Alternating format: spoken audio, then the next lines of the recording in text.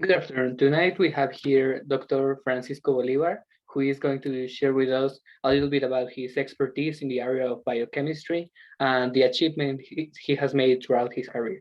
Welcome, Dr. Bolivar. Thank you. Now, for our first question, what have been some remarkable discoveries that you have made throughout your career?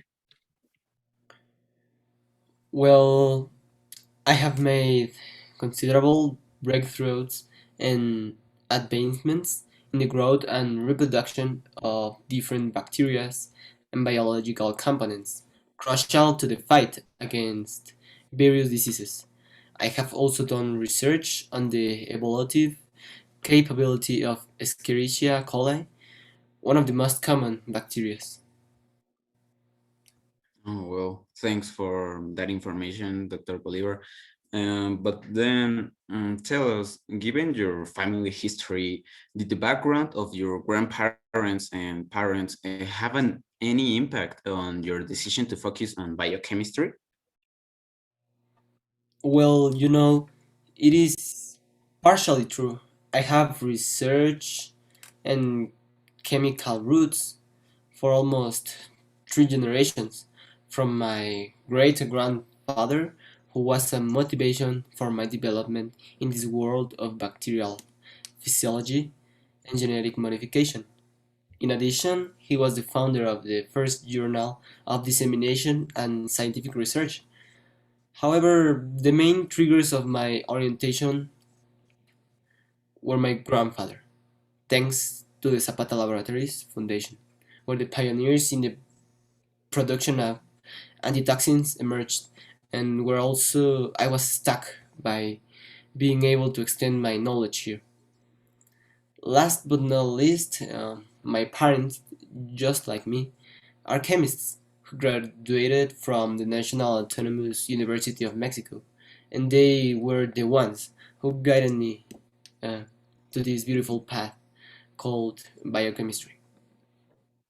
That's great to know, Dr. Francisco. And we want to know also that nowadays there is a misinformation about genetically modified and transgenic products, even though they are not the same thing. And that's why I would like to know the opinion of you, who has done extensive research on this topic and learned more about its applications and how this technology has benefited millions of lives around the world.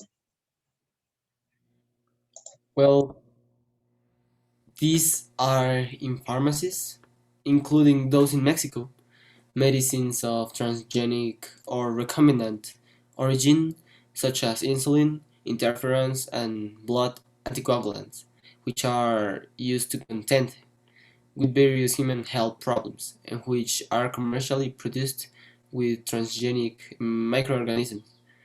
Without these transgenics, it would be impossible to produce the quantities required by the market, since, since only very small quantities can be obtained from human tissues and fluids such as blood.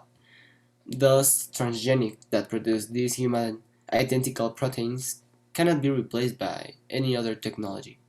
And although this is a topic that has been recently discussed and caused controversy, it is important to mention that transgenic plants have been cultivated since 1996, and 25 years later, well, we are still using them without any reported harmful effects on humans or animal health or biodiversity. Thank you for your input, Dr. Francisco. But finally, regarding